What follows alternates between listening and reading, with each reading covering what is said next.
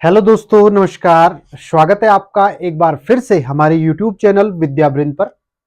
साथियों, बड़े हर्ष के साथ कहना पड़ रहा है कि जो हमारा YouTube चैनल है, इस पर 100 शिक्षार्थी जुड़ चुके हैं और हमें बहुत ही खुशी हुई कि इतने कम समय में मात्र 2 क्लास अपलोड करी हुई है और हमने इस चैनल पर 100 सब्सक्राइबर कंप्लीट कर चुके हैं।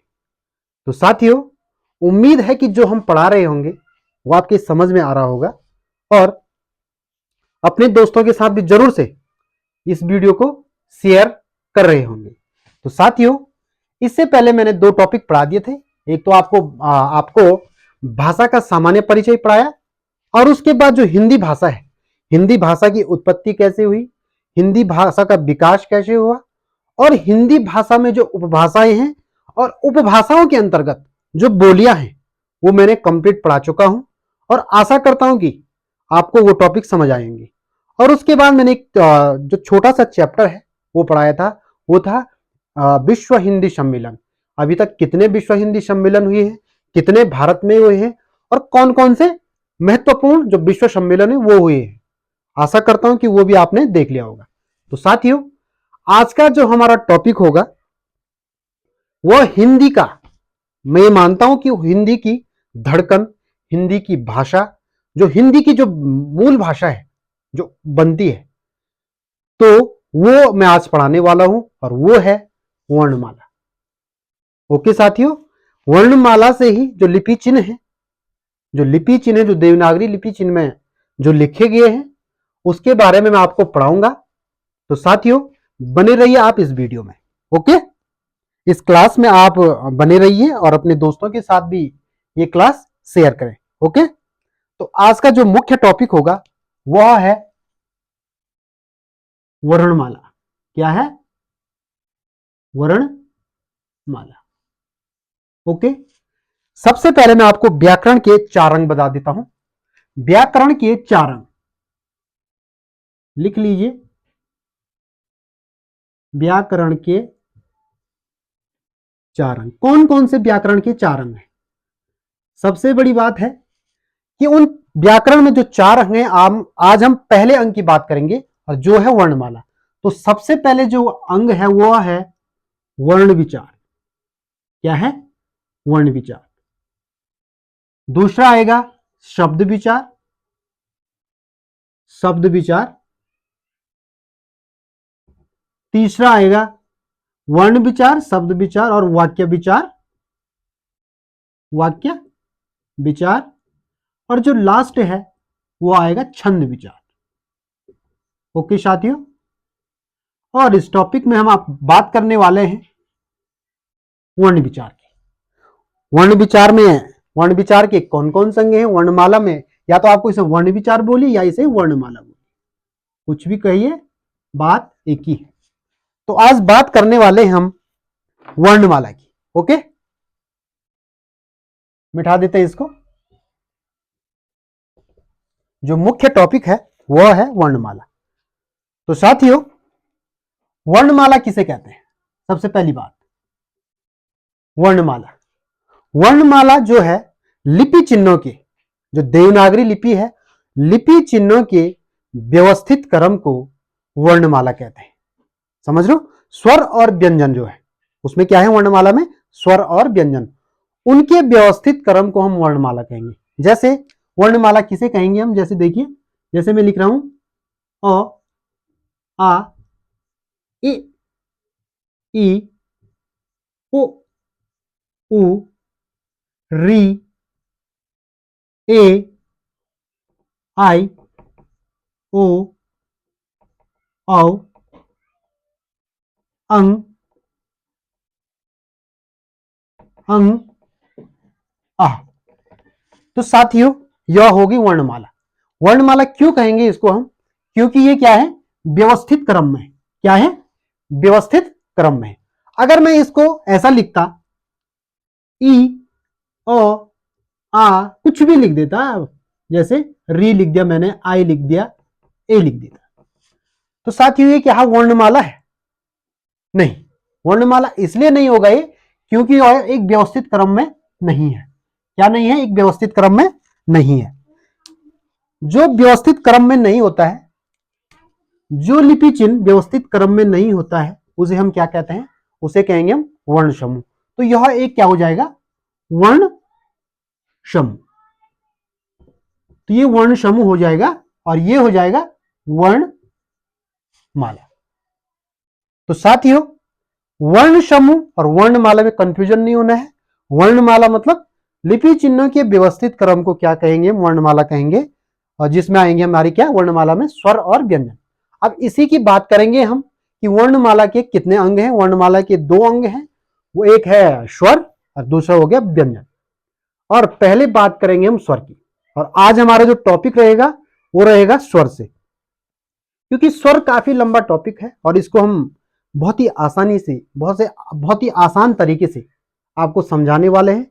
आपको बस इस टॉपिक में बने रहना है और कंप्लीटली, जब तक आप वीडियो को कंप्लीट नहीं देखोगे तो आपको समझ नहीं आएगा, क्योंकि यहीं से बहुत क्वेश्चन बनते हैं, चाहे वो यूकेटीपीएससी हो, चाहे वो यूकेपीएससी हो, चाहे कोई भी गवर्नमेंट एग्जाम, पूरे भारत में कोई भी गवर्नमेंट एग्जाम हो, वहां हिंदी जरूर पूछी जाती है।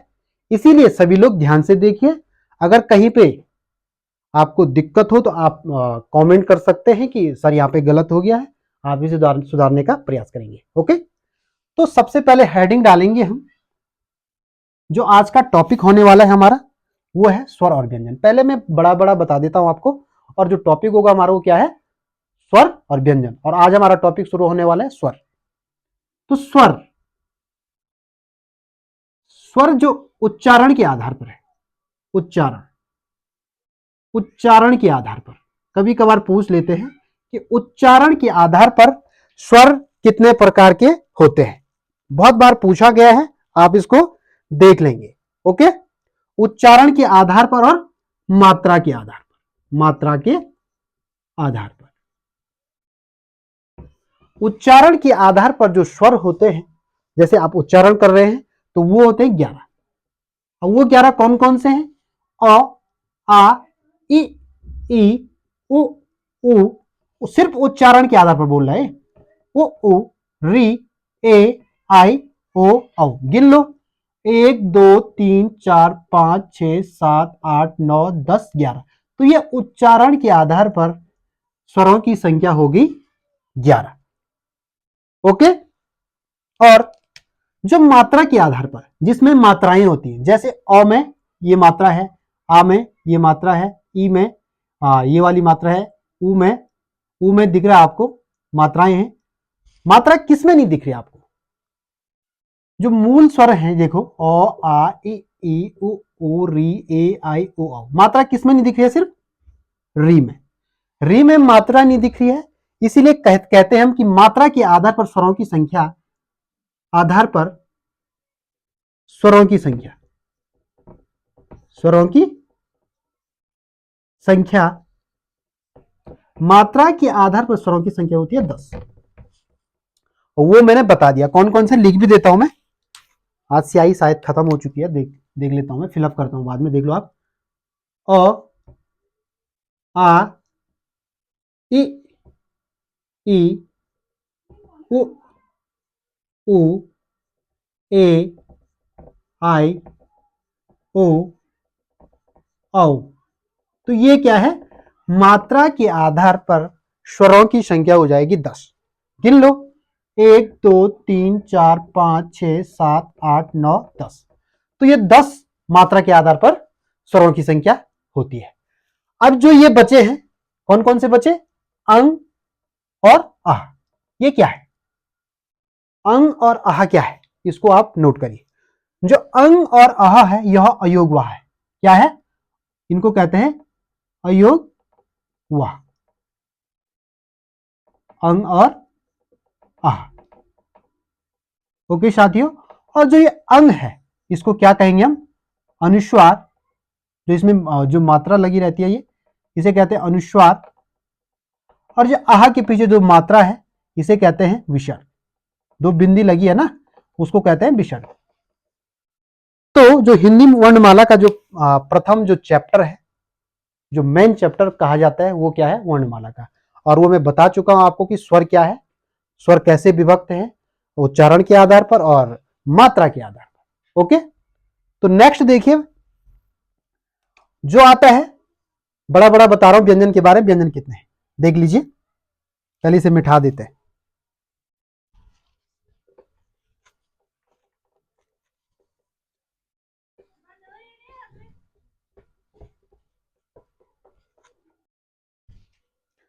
तो देखिए साथियों, बड़ा बड़ा मैं आपको व्यंजन के बारे में बता देता हूं। जो व्यंजन होते हैं टोटल वह 33 होते हैं। कितने होते हैं? 33 व्यंजन होते हैं। ओके साथियों, और जो स्पर्शी व्यंजन होते हैं 33 व्यंजन होते हैं, उसमें मैं आपको बताता हूं। सबसे पहले आपको अंतस्थ व्यंजन पूछा जाएगा, कभी पेपर में पूछा जाता है अंतस्थ व्यंजन कौन से हैं। जो अंतस्थ व्यंजन है वह कौन कौन से हैं? वह है या, र, ला और व। 33 में 4 ही जोड़ना है। ये क्या हो गया? अंतस्थ व्यंजन। उसके बाद जो आता है वो है ऊष्मीय व्यंजन। क्या आएगा? ऊष्मीय व्यंजन। और ऊष्मीय व्यंजन आपको पता होगा, जो तालव्य शाह है, मूर्धन्ति शाह और दंती शाह। तालव्य शाह, मूर्धन्ति शाह, दंती शाह और हा, जहां पे आपको बोलने पर गर्मी का भाव प्रकट हो। जैसे शाह तो गर्म हवा मुंह से निकल रही है, तो जहां पे गर्म हवा मुंह से निकलती है तो वहां पे कौन सा व्यंजन हो जाएगा? जिसको बोलने, जिस लिपि चिन्हों को बोलने पर मुंह से गर्म हवा निकले, जैसे शाह, शाह, शाह, शौ, शौ, सौ, शौ, सौ, शौ। बोलने का उच्चारण देखिए, सौ, शौ, सौ। तो देखिए यहां पर गर्म हवा मुंह से निकल रही है, हा, हा, हा करने से गर्म हवा मुंह से निकल रही है। तो तालव्य श, मूर्धन्ति श और दंती श और हा, तो ये किस में आता है? ऊष्मीय व्यंजन। ओके, तो ये भी कितने हैं? 4। टोटल कितने हो गए? 33 अब 4 37 और 4 41, टोटल 41 हो गए हैं। और तीसरा जो आएगा वह है संयुक्त स्वर, संयुक्त व्यंजन। सॉरी, क्या हो जाएगा? संयुक्त व्यंजन। तो संयुक्त व्यंजन आपको पता है, अक्ष, त्र, ज्ञ, श्र। कौन कौन से? अक्ष, त्र, ज्ञ और श्र। अक्ष, त्र, ज्ञ, श्र ये क्या है? संयुक्त स्वर। संयुक्त स्वर क्यों कहेंगे हम इसको? क्योंकि यहां पर दो व्यंजनों से मेल से क्या बना है? एक व्यंजन बना है, अक्ष, त्र, ज्ञ, श्र। तो कैसे बताता हूं आपको। जो अक्ष बना है ये बना है आधा क, पहले लिख लीजिए यहां पे। जो अक्ष है यह बना है आधा का प्लस कौन सी सौ से बना है? तो ये बना है ये वाली सौ से, आधा का और 100 से बना है। क्या?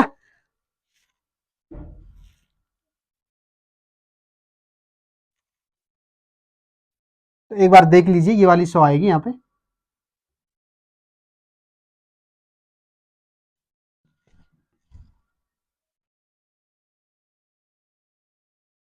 तो देखिए साथियों, संयुक्त स्वर। तो संयुक्त स्वर क्यों कहेंगे हम इसको? क्योंकि यहां पर दो व्यंजनों से जो मिलकर बनाए एक व्यंजन बनाए, उसे कहेंगे हम संयुक्त स्वर। देखिए कैसे कहेंगे हम इसको। जैसे अक्षा है, अक्षा है तो अक्षा क्या बना है? दो व्यंजनों के मेल से बना है। कैसे बना है देख लो। पहले अक्षा में क है, इसमें आधा क है, और जो ऊपर ये लगा है यह क्या है? श है। ओके, तो ये किस में आएगा? पूरी श में आएगा। क और स से मिलकर क्या बना है? अक्षा बना है। दो व्यंजनों के मेल से बना है अक्षा। फिर त्रा, त्रा कैसे बना है? ये त्रा बना है आधा ता और पूरी रा से। कैसे बना है? आधा ता और पूरी रा से क्या बना है? त्रा। फिर आता है ज्ञ। जो ज्ञ है, ज्ञ बनता है आधा ज प्लस य। यहां पे देख रहे होंगे आपको कि दो व्यंजन में है। भूलना मत कि संयुक्त स्वर किसे कहेंगे हम, सॉरी संयुक्त व्यंजन किसे कहेंगे हम? दो व्यंजनों के मेल से जो व्यंजन बना हुआ है उसे कहेंगे हम संयुक्त व्यंजन। ये ध्यान में रखिए आप।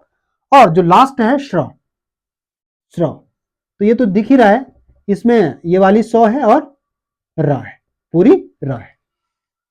तो आशा करता हूं कि आपको इस समझ आ रहा होगा कैसे संयुक्त स्वर बना है, सॉरी संयुक्त व्यंजन बना है, कैसे उसमीय व्यंजन बना है और कैसे अंतस्थ व्यंजन है। ओके, ये तो याद करने वाली बात हो जाएगी कि अंतस्थ व्यंजन यारा ला हुआ है, उसमीय व्यंजन तालव्य मूर्धन्य छ दंती छ और ह है, ये भी ध्यान में रखना है। और उसमीय व्यंजन क्या हो गया, अक्षा तर्रा ज्ञ और श्र। ये मैंने बड़ा बड़ा बताया आपको व्यंजन के बारे में। और आज हमारा जो मुख्य टॉपिक होने वाला है वह है स्वर, और सभी लोग हेडिंग डालेंगे स्वर। इसको मैं मिटा देता हूं।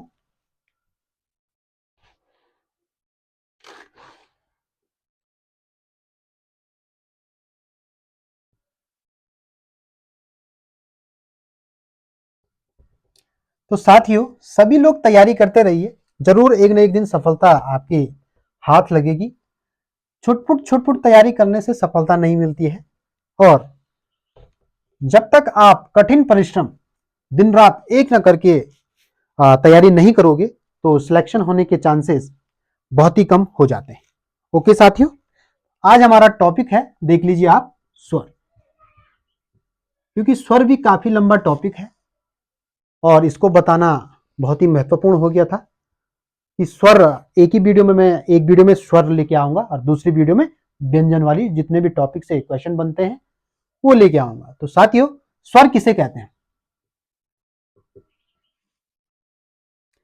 स्वर कहेंगे हम बिना किसी वर्ण की सहायता से, जिसे हम स्वतंत्र रूप से बोलते हैं, जिसमें किसी दूसरे वर्ण का क्या नहीं होता है, हस्तक्षेप नहीं होता है, उसे कहेंगे हम स्वर। लिख लीजिए आप, स्वर किसे कहेंगे हम। जैसे मैं एग्जाम्पल फॉर समझाता हूं आपको, पहले लिखना बाद में, पहले समझ लो। एग्जाम्पल के लिए आप देख लो, स्वर अ, आ,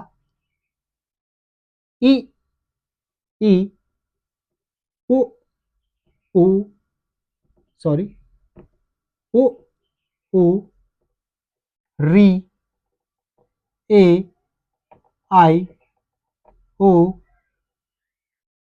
औ। हो गया, तो ये हो जाएगा स्वर। और जो अंग और आहा है वह है अयोगवा, उसको आप अलग लिख लीजिए। एक बॉक्स बनाइए, बॉक्स में लिख लीजिए अंग और आहा, इसको अलग ही लिखिए। ओके,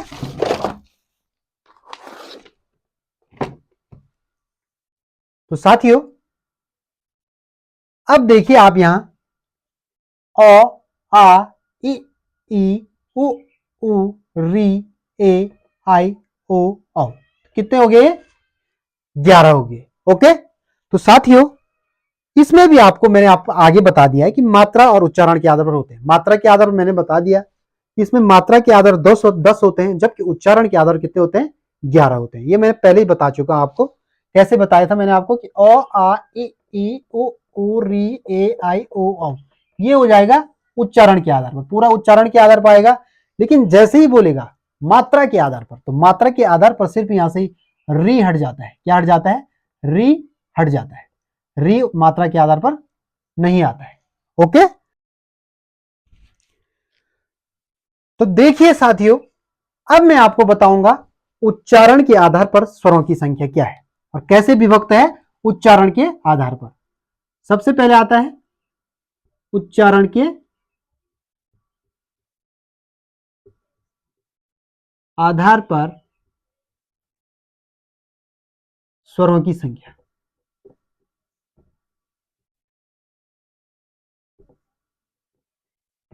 उच्चारण के आधार पर स्वरों की संख्या साथियों 3 प्रकार के होते हैं।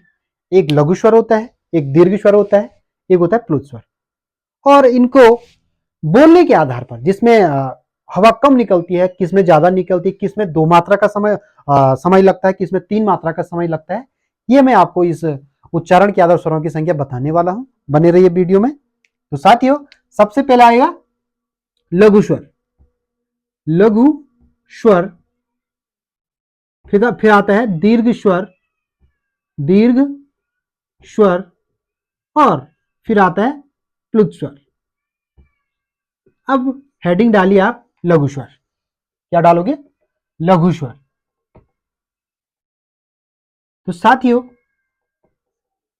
जिन स्वरों के उच्चारण में सबसे कम समय लगता है, जैसे अ, आ आ, हम अ बोल रहे तो बहुत कम समय लगता है। जैसे लघु स्वर 4 होते हैं, कौन कौन से हैं? अ, इ, उ, उ और री। क्योंकि लघु स्वर में इसीलिए रखा गया इनको क्योंकि बहुत कम समय लगता है इसमें बोलने में। जैसे हम बोलेंगे आ, इ, उ, री, बहुत कम समय लग रहा है, तो इसमें बोलते हैं कि इसकी परिभाषा क्या हो जाएगी? जिन स्वरों, परिभाषा भी लिख लीजिए, जिन स्वरों के उच्चारण में बहुत कम समय लगता है, बहुत कम समय लगता है,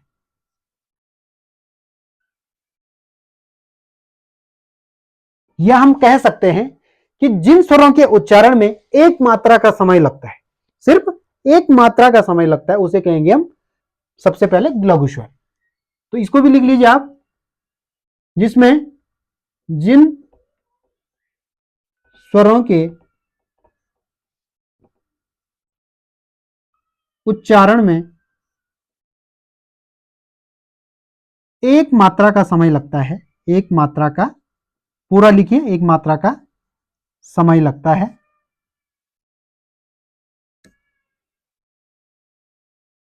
तो उसे कहेंगे हम लघु स्वर।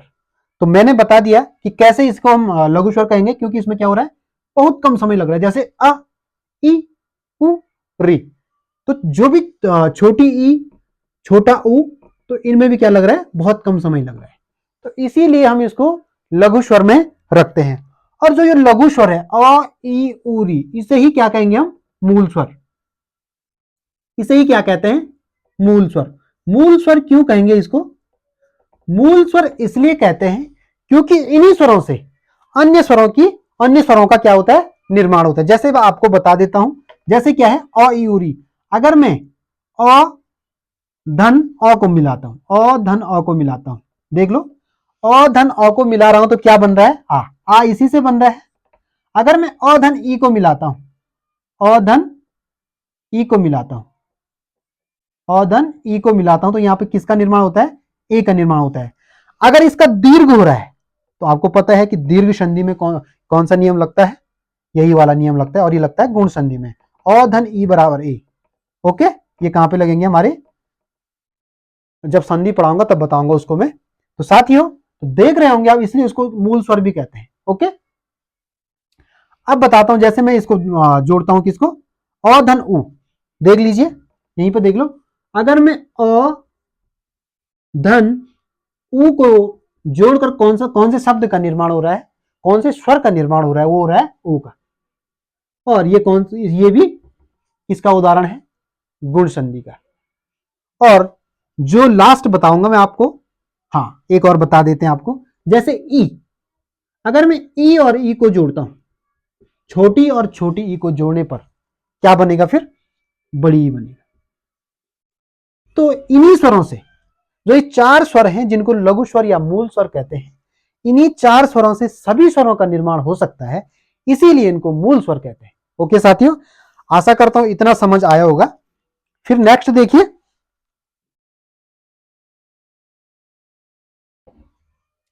अब इसके बाद है लघु स्वर के बाद दीर्घ स्वर। ओके,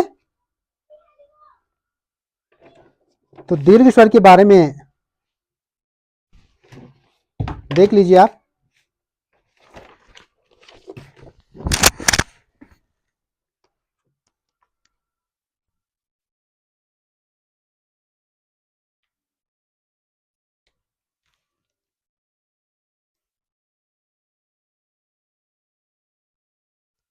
तो साथियों, अब हेडिंग डालिए दीर्घ स्वर।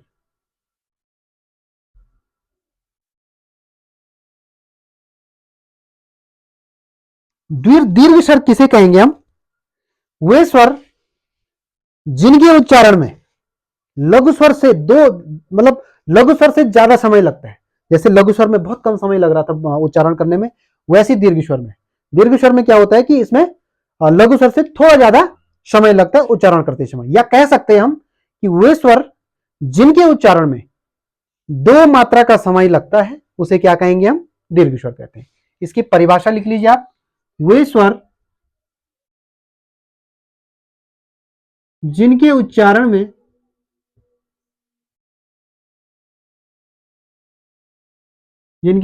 में दो मात्रा का समय लगता है, दो मात्रा का समय लगता है। वे स्वर जिनके उच्चारण में दो मात्रा का समय लगता है, या कह सकते हैं कि वे स्वर जिनके उच्चारण में लघु स्वर से थोड़ा ज्यादा समय लगता है, उसे क्या कहेंगे हम, दीर्घ स्वर कहते हैं। कौन कौन से दीर्घ स्वर हैं वो भी देख लीजिए आप, जैसे आ है, बड़ी ई है, बड़ा ऊ है, बड़ा ऊ है, आ ई, आ ई ऊ, ए आई ओ और औ, ये सब किस में आते हैं, ये है दीर्घ स्वर। और दीर्घ स्वरों की संख्या कितनी है, तो दीर्घ स्वरों की संख्या है 7। गिन लीजिए, 1 2 3 4 5 6 7। और जो लघु स्वर है उनकी संख्या है, लघु स्वरों की संख्या कितनी है, 4 है, ओ ई ऊ और री। तो देख लीजिए आप, जैसे मैं दीर्घ स्वर क्यों बोल रहा हूं इनको, दीर्घ स्वर इसलिए कह रहे हैं क्योंकि यहां पे क्या है, सभी क्या है, इनका दीर्घ हो रखा है। दीर्घ मतलब बड़ा होता है, या जिसमें उच्चारण करते समय ज्यादा समय लगता है। जैसे मैं बता रहा हूं आपको दीर्घ स्वर क्यों कह रहे हैं इनको। जैसे आ है, तो आ में जब मैं उच्चारण कर रहा हूं तो आ को आ नहीं बोल रहा हूं ना, तो क्या बोल रहा हूं, आ। ई को ई लंबा खींचना है जरा, ऊ को ऊ, ए को ए, खाली ए नहीं बोल सकते ना, ए। आई को आई, थोड़ा ज्यादा समय लगता है, किससे, दीर्घ स्वर से थोड़ा ज्यादा समय लग रहा है। और इसी में देख लीजिए, ओ को ओ, औ को औ, तो इसमें थोड़ा ज्यादा समय लग रहा है, तो इसे क्या कहेंगे हम, दीर्घ स्वर कहते हैं। ओके, तो नेक्स्ट देखिए साथियों, इसमें जो आएगा, जो इंपॉर्टेंट है, इसको हम वैसे संयुक्त स्वर भी कह सकते हैं। क्यों, क्योंकि मैंने पहले भी बता चुका हूं कि जो लघु स्वर है उनके मेल से ही इनका निर्माण होता है। जैसे मैं आपको बता देता हूं आ का निर्माण कैसे हो रखा है। आ का निर्माण हो रखा है, अ धन अ बराबर होता है आ। ऊ देख लीजिए, छोटी ऊ धन छोटी ऊ बराबर हो रखा है बड़ी ऊ का निर्माण। ए का निर्माण कैसे हो रखा है, अ धन ई बराबर क्या है, ए। ओके, आई का कैसे हो रखा है, तो जो भी है, जितने भी ये हैं, सब क्या हो रखे हैं, इनमें दो मात्रा का समय लग रहा है। जैसे अ धन अ, दो मात्रा, अ धन अ धन ई, तो इसमें क्या हो रहा है, थोड़ा ज्यादा समय लग रहा है। ओके, तो जिसमें ज्यादा समय लगता है उच्चारण करते समय, वो किस में आता है, दीर्घ स्वर में आता है। ओके, तो साथियों इसके बाद जो तीसरा आएगा वो है प्लुत स्वर। क्या है, प्लुत स्वर, यहीं पे लिख देता हूं, इसमें जगह आनी चाहिए बस। प्लुत स्वर,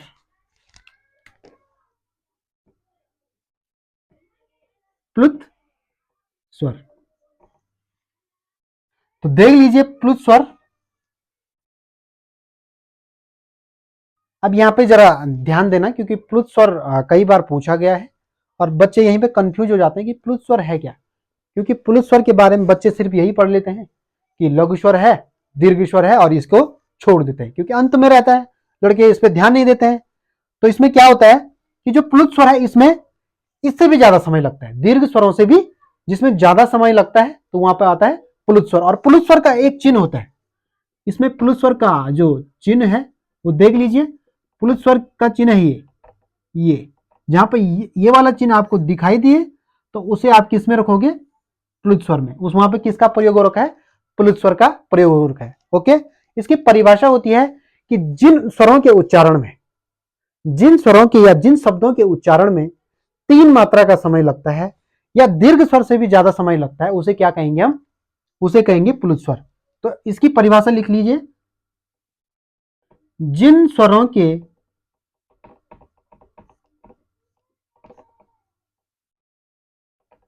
उच्चारण में 3 मात्रा का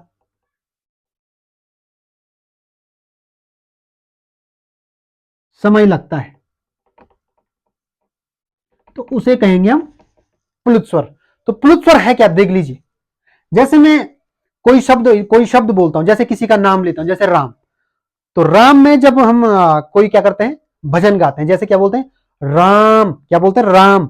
और जैसे ओम का जो जाप करते हैं तो कैसे करते हैं, ओम नहीं बोलते हैं, ओम, तो लंबा खींचते हैं, जहां पे दीर्घ से भी ज्यादा समय लगाते हैं, तो वहां पे क्या होगा, वहां पे होगा प्लुत स्वर। तो वहां पे मैंने कौन सा चिन्ह बता रखा है, उसके बीच में लगेगा ये चिन्ह। और इन चिन्हों में विशेष ध्यान ये रखना है कि ये जो चिन्ह है, ये सिर्फ 3 ही चिन्ह लगाते हैं। कभी क्या करते हैं, मैंने कई बच्चे देखे हैं, जैसे मैं राम को लंबा खींच रहा हूं तो वो क्या कर देते हैं, या एग्जाम्पल दे रहा हूं, वो रा लिखेंगे और 3-4 घुसा देंगे। ऐसा नहीं होता है। इसका भी एक नियम है कि आप इनको 3 से ज्यादा नहीं लगा सकते। जो ये चिन्ह है प्लुत स्वर का, इसको आप इन तीनों से ज्यादा नहीं लगा सकते, चौथा तो आ ही नहीं सकता है। ओके, ये विशेष ध्यान देना है आपने। और ये हो जाएगा राम, ये राम ऐसे पढ़ेंगे, ओम, जैसे ओम लिखता हूं मैं, हिंदी में लिख देता हूं ओम, समझाने के लिए लिखा हूं। ये क्या हो जाएगा, ओम, लंबा खींच रहा हूं ना, लंबा जहां पे खींचते हैं वहां पे क्या हो जाता है, प्लुत स्वर हो जाता है। तो साथियों, जो उच्चारण के आधार पर था वो स्वरों की संख्या बस इतनी है। और उम्मीद है कि ये जो मैंने पढ़ाया है वो आपको आसानी से समझ आया होगा, क्योंकि ये बहुत ही महत्वपूर्ण जो सब्जेक्ट है, बहुत ही महत्वपूर्ण चैप्टर है। यहीं से बहुत क्वेश्चन बन जाते हैं और बच्चे फंस जाते हैं कि प्लुत स्वर क्या है, दीर्घ स्वर क्या है, लघु स्वर क्या है, क्योंकि इसमें कंफ्यूजन है ना, कंफ्यूजन है। कोई तो इसमें ही कंफ्यूज हो गया कि दीर्घ स्वर कैसे हो गया। दीर्घ स्वर का अर्थ ये नहीं कि हमेशा बड़ा ही हो, है ना। इसमें 2 स्वर आगे, अ और ई, दीर्घ 2 स्वर आए। और इसको दीर्घ क्यों कह रहे हैं हम, क्योंकि इसमें क्या हो रहा है, थोड़ा ज्यादा समय बोलने में, ज्यादा उच्चारण करते समय ज्यादा समय लग रहा है। ये विशेष ध्यान देना है आपने। और अब हेडिंग डालेंगे आप, इसके बाद जो लिखेंगे आप, वो लिखेंगे ओष्ठ के आधार पर स्वरों की संख्या। क्या लिखेंगे, ओष्ठ के आधार पर स्वरों की संख्या। इसको मिटा दीजिए।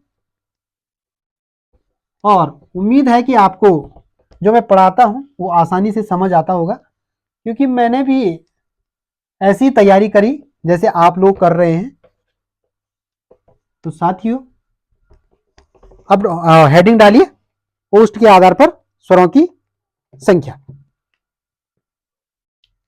देख लीजिए, हेडिंग डालिए, ओष्ठ के आधार पर स्वर, ओष्ठ के आधार पर स्वर, ओष्ठ के। तो साथियों, ये फोन में कॉल आ गया था और वीडियो एकदम रुक गई और बंद हो गई, तो दोबारा इस वीडियो को शुरू करना है। और अब पढ़ा रहा था मैं आपको ओष्ठ के आधार पर स्वरों की संख्या।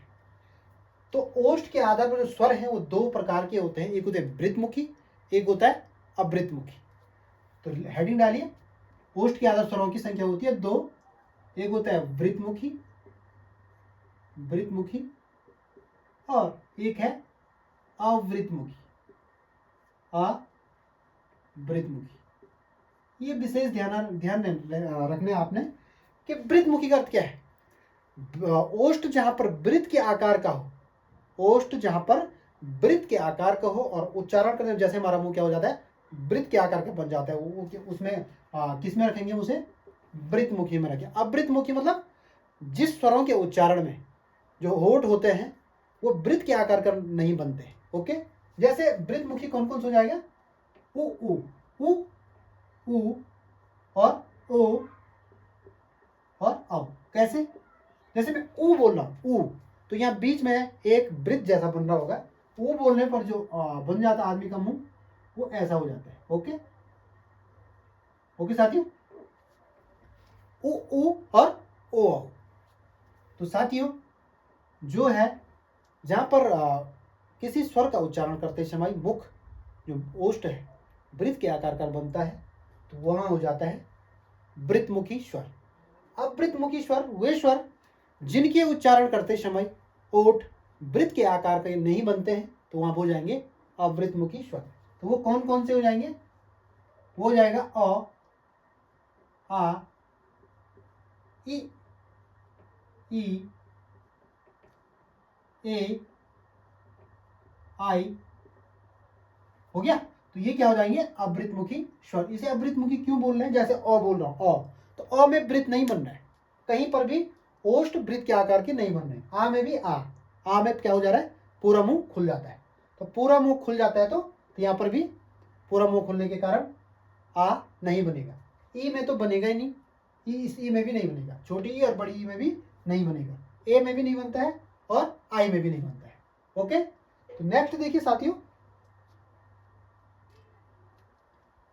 और इसमें देखिए आप एक बार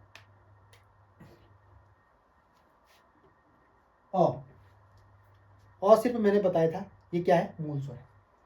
और आ हो जाएगा दीर्घ स्वर, और ये भी क्या हो जाएगा, दीर्घ स्वर, और ये भी हो जाएगा दीर्घ स्वर। बचा क्या, ये सब मैं दोबारा रिवीजन भी कराता हूँ बीच बीच में, तो इसको आप ध्यान दीजिए। अ ई उ और री, ये क्या हो जाएगा, ये हो जाएगा जो मूल स्वर है। ओके, जो लघु स्वर है। तो याद करिए, इसके बाद जो टॉपिक है वो आएगा जीभ के आधार पर स्वरों की संख्या। कैसे जीभ के आधार पर स्वर बोलते हैं और कैसे उनका उच्चारण करते हैं। ओके, तो आप हेडिंग डालिए जीभ के आधार पर स्वरों की संख्या। ओके, लिख लीजिए जीभ के आधार पर, जीभ के आधार पर स्वरों की संख्या, या स्वरों की संख्या लिखे या लिखे जीभ के आधार पर, जीभ के आधार पर स्वरों में, स्वरों के प्रकार, ऐसा लिख सकते हैं। हाँ, स्वरों के प्रकार लिखेंगे। तो जीभ के आधार पर स्वरों के प्रकार हो जाते हैं, एक अग्रस्वर होता है, एक मध्य स्वर जहां पर जीभ मध्य में रहती है, एक हो जाता है पश्च स्वर। तो जीभ के आधार पर जो स्वर हैं वो 3 प्रकार के होते हैं। जो सबसे पहले आता है वो है अग्रस्वर, अग्रस्वर। दूसरा है मध्य स्वर, और जो तीसरा आता है वो आ जाए पश्च स्वर। इनमें पहले देख, अग्रस्वर का अर्थ क्या है। अग्रस्वर का अर्थ यह है कि जहां पर जीभ का जो अग्र आगे वाला भाग है उससे ज्यादा उस स्वर का उच्चारण हो, तो वहां पे क्या हो जाएगा, अग्रस्वर हो जाएगा। और मध्य स्वर मतलब जहां पर बीच बीच में जो जीभ है हमारी वो रुक जाती है, तो वो क्या आ जाएगा, मध्य स्वर। और जो पश्च स्वर है, जहां पर जीभ पीछे की ओर झटका देकर उस स्वर का उच्चारण कराती है, तो वो हो जाते हैं पश्च स्वर। तो अग्रस्वर कौन कौन से हैं पहले बताइए। अग्रस्वर में काफी इंपॉर्टेंट आएगा आपको, जैसे देख लीजिए अग्रस्वर, अग्रस्वर में आ जाता है ई, ई, ई, री भी अग्रस्वर है, ए भी अग्रस्वर है, और आई, आई, ई, ए और आई क्या है, अग्रस्वर है। अग्रस्वर क्यों है ये देख लीजिए, ई बोल रहा हूं तो जीभ के जो दांत है मेरे, उसके दांत के पीछे जीभ झटका देकर आगे आ रही, ई, ये भी ई बोलने पर भी आगे आ रही है। री में भी जीभ आगे वाला भाग ज्यादा काम कर रहा है, और जो ए और आई है इसमें भी जीभ का आगे वाले भाग ज्यादा काम करते हैं, इसीलिए इसको हम क्या कहते हैं, अग्रस्वर कहते हैं। और यहाँ से भी कई बार क्वेश्चन आ चुका है कि निम्नलिखित में से बताइए कि इसमें अग्रस्वर कौन सा है। आपको हेडिंग वो दे देगा, ऑप्शन दे देगा, फर्स्ट दे देगा आपको अ दे देगा, दूसरा आपको आ दे देगा, तीसरा आपको ई दे देगा, और चौथा दे देगा आपको अब। अगर आपने ढंग से पढ़ा होगा, समझ के पढ़ा होगा, खाली रटा नहीं होगा, तो आप जरूर से इसका आंसर आसानी से दे पा रहे होंगे, क्योंकि अभी मैंने आपको ये बता दिया है कि अग्रस्वर किसे कहते हैं, जिसमें जीभ का आगे वाला भाग ज्यादा काम करते हैं उच्चारण करते समय, इसीलिए उसे हम क्या कहते हैं, अग्रस्वर कहते हैं। ओके, तो यहाँ पर आंसर क्या हो जाएगा, आप आसानी से बता सकते हैं कि आंसर क्या हो जाएगा, ई हो जाएगा। तो इसे क्या कहेंगे, अग्रस्वर। नेक्स्ट देखिए,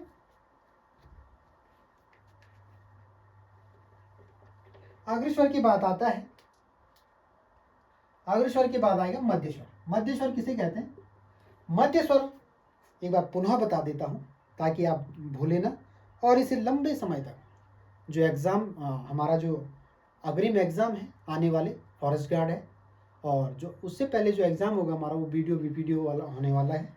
सारे लोग जो पहले से जो तैयारी में है, जो लर्निंग फेज़ में नहीं है, उन्होंने 2-3 साल तैयारी कर दी है, वो तो आसानी से इस चैप्टर को देख के समझ रहे होंगे कि कौन सा क्या पढ़ा रहा हूँ मैं, कौन सा क्या है, कौन सा क्या है। और जो नए बच्चे हैं, नए बच्चों के लिए तो काफ़ी अच्छी क्लासेस है और उम्मीद है कि आपको ये क्लासेस अच्छी लग रही होगी, अच्छी समझ आ रही होगी, क्योंकि ये हम इस क्लास को जब तक सिलेबस कंप्लीट नहीं हुआ, सिलेबस को ही जारी रखेंगे और बीच में कभी समय मिलेगा तो ज़रूर से आपको PYQ के फॉर्म में जितना भी मैंने पढ़ा रखा है हिंदी में, और जितने भी PYQ अभी तक आए हुए हैं उनको सॉल्व जरूर कराऊंगा। तो आप हमारे साथ लंबे टाइम तक बने रहिए। हम आपको जल्दी ही आपकी सफलता में हिस्सा बनने का हमें भी मौका दीजिए। ओके, तो अब हमारा टॉपिक है मध्य स्वर। तो मध्य स्वर कौन सा है? सिर्फ अ मध्य स्वर क्यों है? अमध्य स्वर इसलिए है क्योंकि जब अ का उच्चारण कर रहे हैं, जैसे अ, जीभ ना आगे आ रही है ना पीछे जा रही है, जीभ ना आगे आ रही है और ना ही पीछे जा रही है। एक बार देख लीजिए, मैं बोर्ड पर ही लगा हुआ, आप लिख नहीं पा रहे होंगे।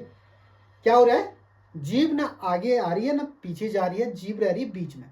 तो जहां पर जीभ बीच में रुक जाती है किसी स्वर का उच्चारण करते समय, तो वहां पे हो जाता है, क्या हो जाता है? मध्य स्वर। तो वह मध्य स्वर कौन सा है? और मध्य स्वरों की संख्या सिर्फ कितनी है? 1 है। और अग्र स्वरों की संख्या है 5।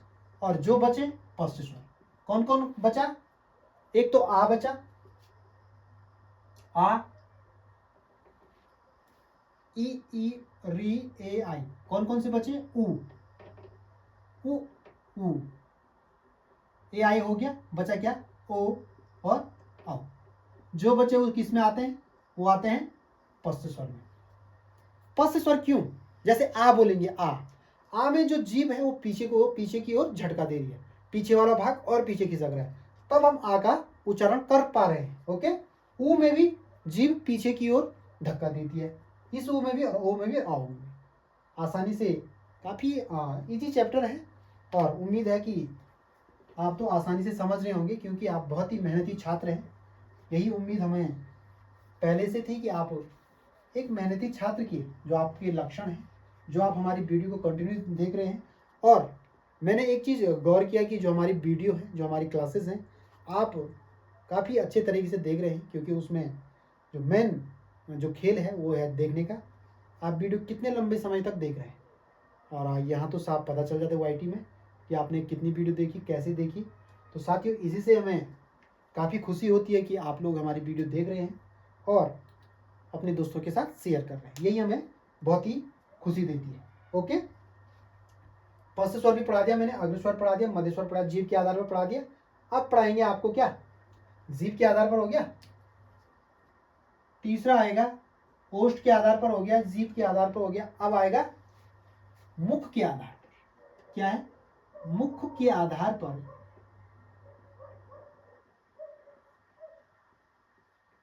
स्वरों की संख्या या स्वरों के प्रकार। ओके, मुख के आधार पर जो स्वर हैं, स्वर के प्रकार हैं, वो 4 हैं। कौन कौन से हैं वो देख लीजिए। 4 प्रकार कौन कौन से हैं? एक है समृद्ध स्वर, एक है अर्ध समृद्ध स्वर, एक है विवृत स्वर, एक है अर्ध विवृत स्वर। ओके, कौन कौन से? समृद्ध स्वर, समृद्ध स्वर, दूसरा है अर्ध समृद्ध स्वर, अर्ध समृद्ध स्वर, तीसरा आएगा विवृत स्वर, चौथा आएगा अर्ध विवृत स्वर, अर्ध विवृत स्वर। चौथा क्या आएगा? अर्ध विवृत स्वर। समृद्ध स्वर किसे कहते हैं? जिसमें मुख सबसे कम खुलता है, जिसमें मुख सबसे कम खुलता है। जैसे कौन कौन से हैं? जैसे समृद्ध स्वर, जैसे ई है, ई ई, ये क्या है? समृद्ध स्वर। इसमें क्या हो रहा है? मुख कम खुल रहा है। ओके साथियों, और समृद्ध स्वर में आपको बताता हूं मैं, पहले इसको मिटा देते हैं।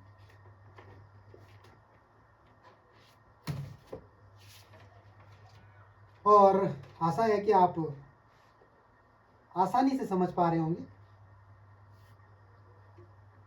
देख लीजिए, समृद्ध स्वर, समृद्ध स्वर इ, ई, उ, ऊ, ये क्या है? समृद्ध स्वर। इसमें क्या हो रहा है? मुख कम खुल रहा है। क्या हो रहा है? कम खुला है। इ तो मुख खुला है थोड़ा। तो जहां पर मुंह थोड़ा खुलता है, जहां पर मुंह क्या हो रहा है? थोड़ा खुलता है, तो वहां पे कौन सा स्वर हो जाएगा? वहां पे हो जाएगा समृद्ध स्वर। ओके, समृद्ध स्वर कितने हैं? समृद्ध स्वर हैं 5। ये ध्यान रखना है आपको कि समृद्ध स्वरों की संख्या कितनी है? 5 है। ओके, और जो दूसरा है वो है अर्ध समृद्ध। अर्ध समृद्ध वे स्वर होते हैं जिनमें समृद्ध स्वर के मुकाबले थोड़ा मुंह ज्यादा खुलता है। समृद्ध स्वर के मुकाबले थोड़ा मुंह ज्यादा खुलता है, उसे कहेंगे अर्ध समृद्ध। आधा खुलता है, या आधा भी लिख सकते हैं, आधा बंद रहता है या आधा खुला रहता है, कुछ भी कह सकते हैं। जैसे ई में बहुत कम खुल रहा है, तो यहां क्या हो जाएगा? ए और आई। इसमें क्या हो रहा है? मुंह हल्का सा ज्यादा खुला है। ए और आई वो क्या हो जाएंगे? अर्ध समृद्ध स्वर हो जाएंगे। तो अर्ध समृद्ध स्वर कितने हैं? अर्ध समृद्ध स्वरों की संख्या है 2।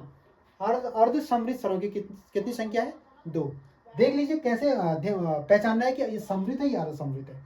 समृद्ध में देखिए, मैं फिर एक बार बता देता हूं कि समृद्ध में ई बोल रहा हूं तो मुख ई इतना खुला है, इतना खुला है मुख। हाँ, जैसे मैं ए बोल रहा हूं, ए, तो इसमें थोड़ा क्या हो रहा है? उससे थोड़ा ज्यादा खुला है, मतलब उसके आधा और ज्यादा खुला है, तो उसे क्या कहेंगे हम? अर्ध समृद्ध स्वर। ओके, दूसरा जो तीसरा है हमारे पास वो है विवृत स्वर। विवृत स्वर कौन कौन से हैं? विवृत स्वर वे स्वर होते हैं, या वे स्वर होता है जिसमें मुख सबसे ज्यादा खुलता है। ओके, विवृत स्वर वे स्वर होते हैं जिसमें मुख सबसे ज्यादा खुलता है। कैसे? मैं परिभाषा भी लिखा देता हूं आपको, पहले आप इसे नोट करिए। मैं थोड़ा दूर हट जाता हूं, आप इसे नोट करिए।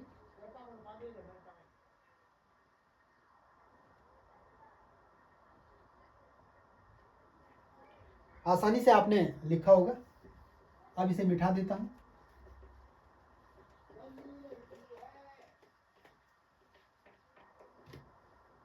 हमारे पास क्या है? विवृत, विवृत स्वर वे स्वर जिनके उच्चारण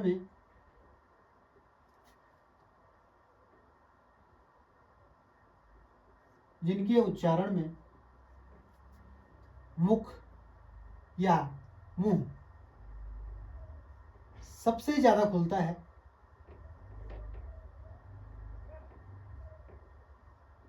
मुख क्या होता है?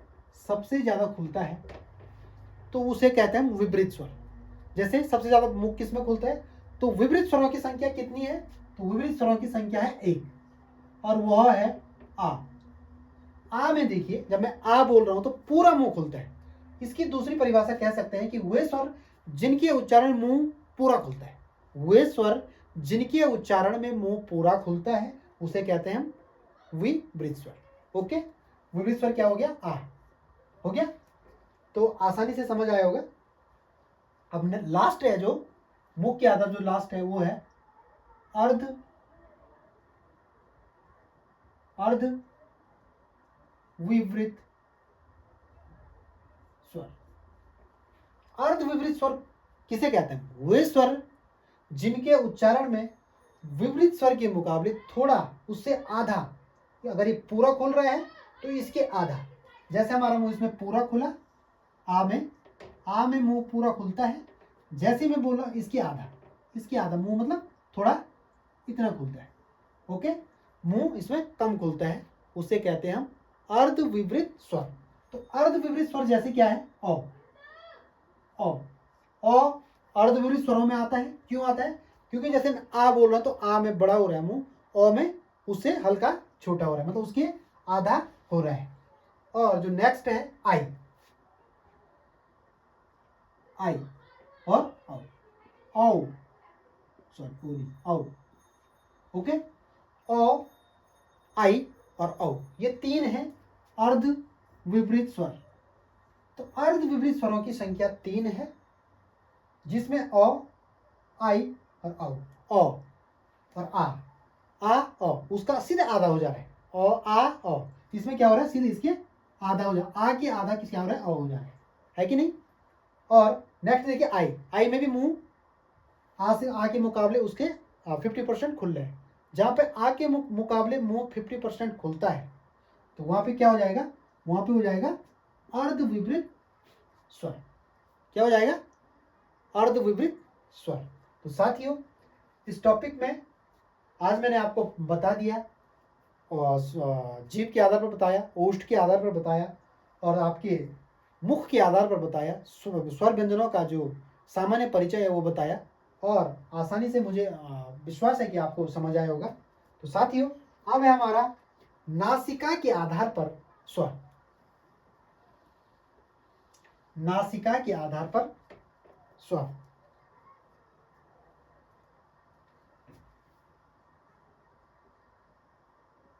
नासिका के आधार पर स्वर। वैसे नासिका के आधार पर स्वर आपको वैसे ही बताता हूं मैं, देख लीजिए आप। नासिका के आधार पर एक होता है अनुनासिक, अनुनासिक, सॉरी,